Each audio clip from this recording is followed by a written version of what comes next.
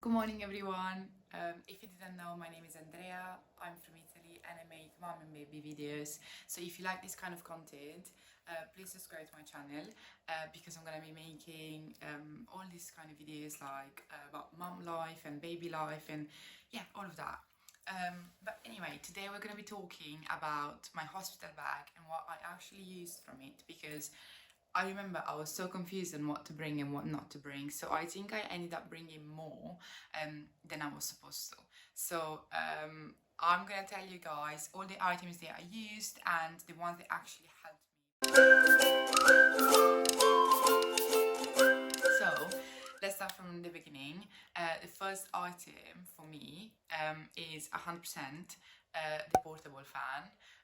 Like a small portable fan that you can walk around the room with and use as you're in labor or as you're looking after your baby after giving birth, because the labor ward where they take you after giving birth, it's so hot, like it's like 50 degrees in there, and in labor, no matter what the season is, you're gonna be hot. Like I had the windows opened and I still was so hot, it didn't matter. So having a portable fan helped me so much. Make sure you get one that doesn't have a wire, so you don't have to be attached to the wall. You can just walk around the room with it, and that is gonna save your life. I don't know how I would have done it without. Um, Second item that I am very proud I used is a water bottle with a straw.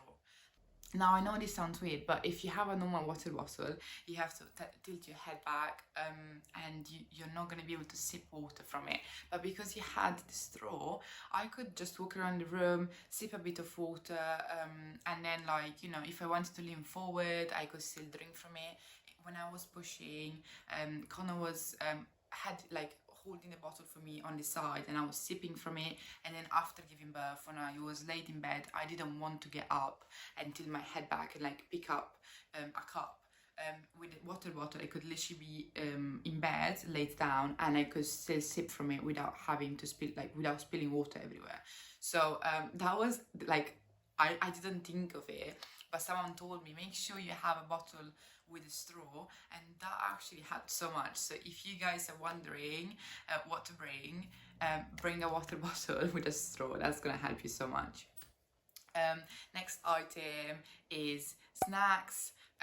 Snacks is a must-have. Like there is no doubt about that. Like you're gonna be hungry at some point, whether it's before or after giving birth.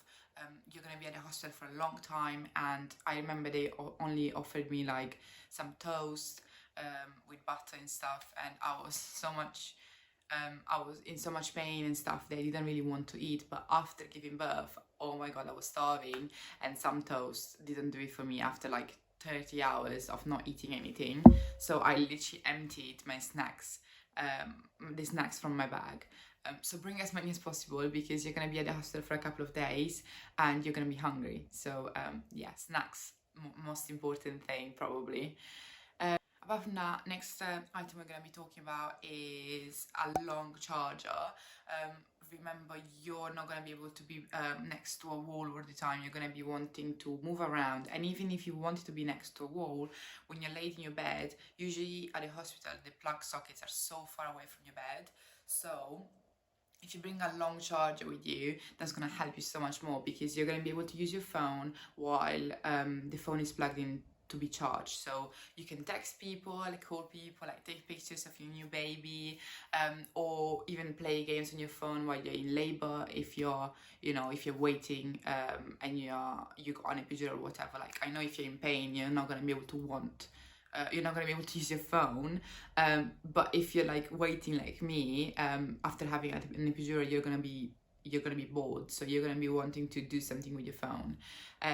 So yeah, a long charger must have.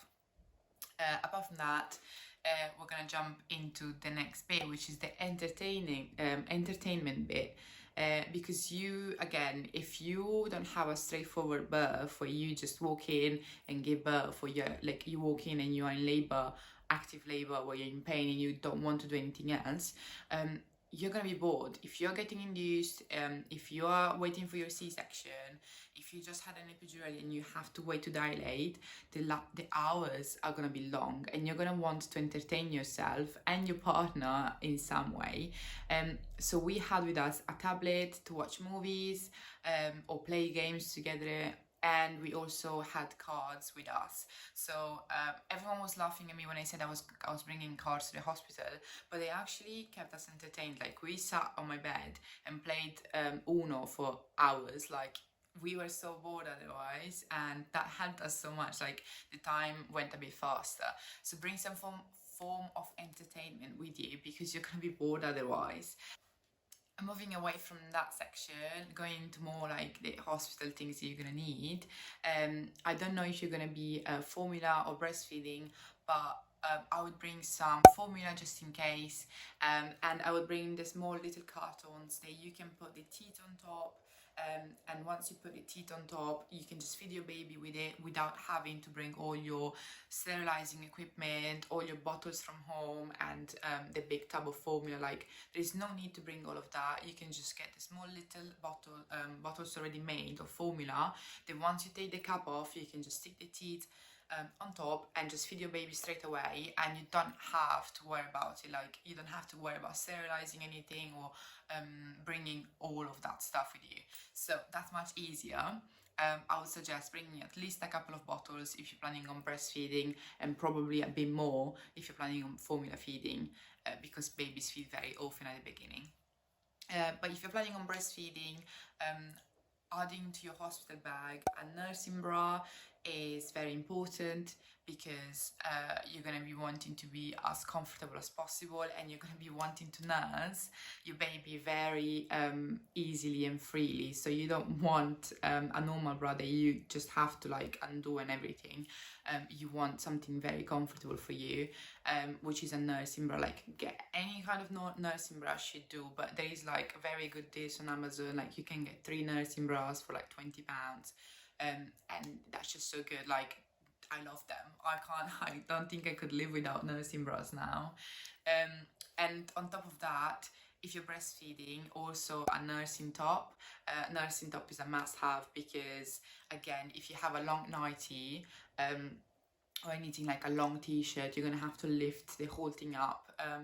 But if you are breastfeeding, you don't want to lift the whole thing up, because you're gonna be naked completely.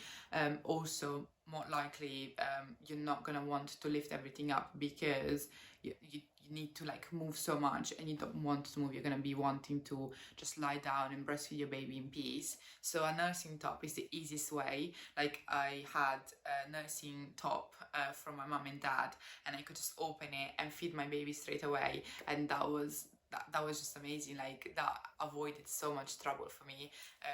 So yeah, nursing top for sure. I only had one, but probably bring 2 just in case you stay at the hospital a bit longer, but they will definitely help you. On top of that, if you want, bring some breast pads, just in case you're gonna be leaking. You want, breast pads to be able to put in your nursing bras, and not have to change them as often.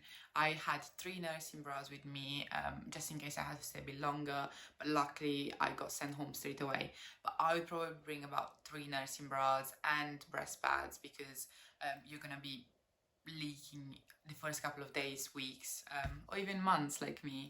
Now let's go into the fun stuff. Next item is maternity underwear.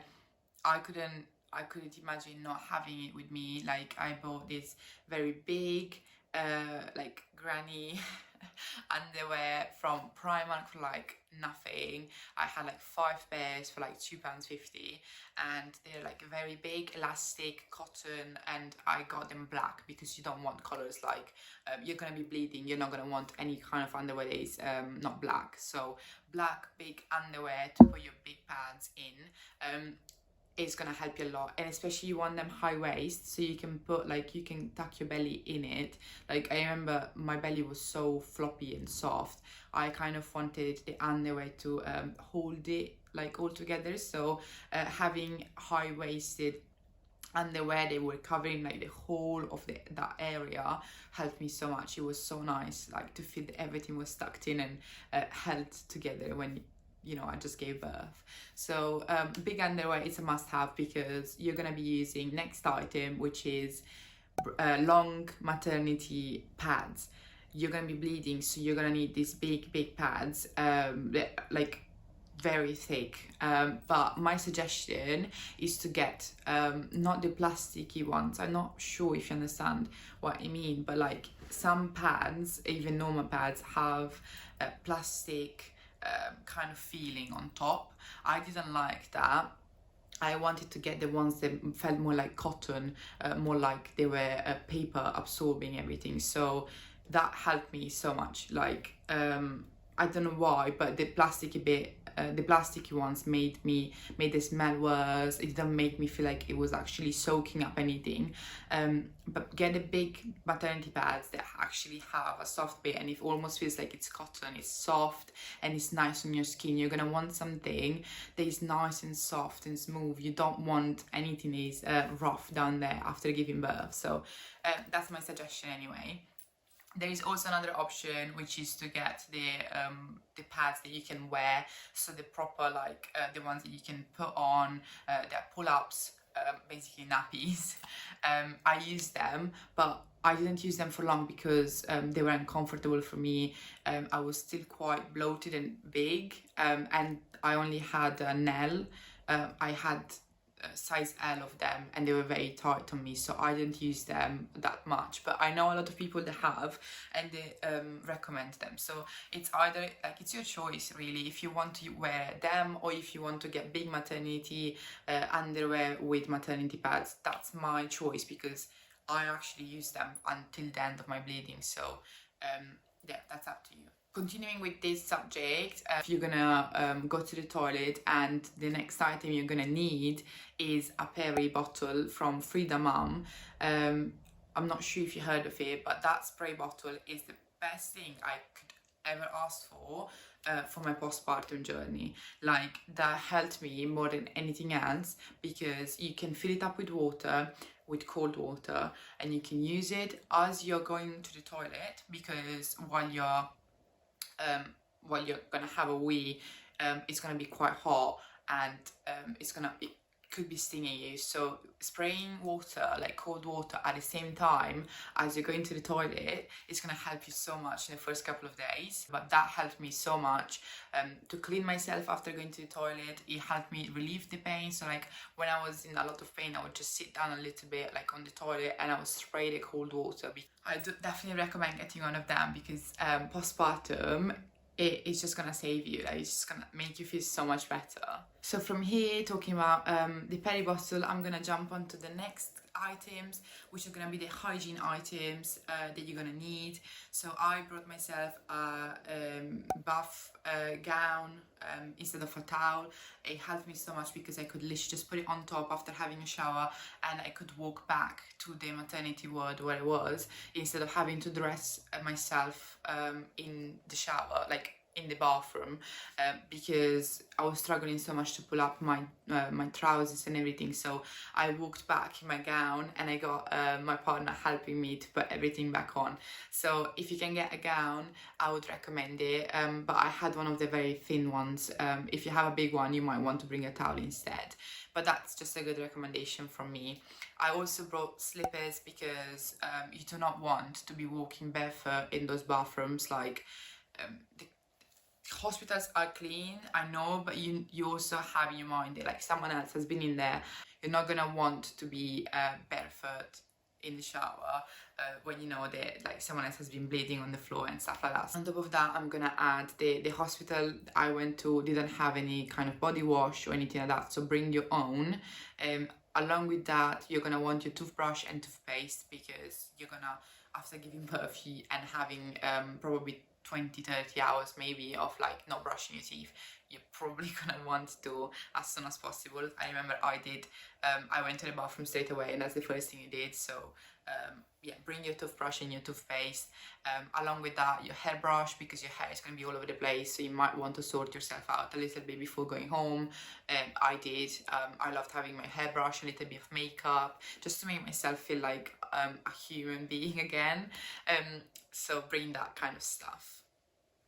I think for mum, now we're done. Like, these are the items that I remember using a lot, and I just remember them, like I used them for my hospital bags, and these are the things that I actually needed with me.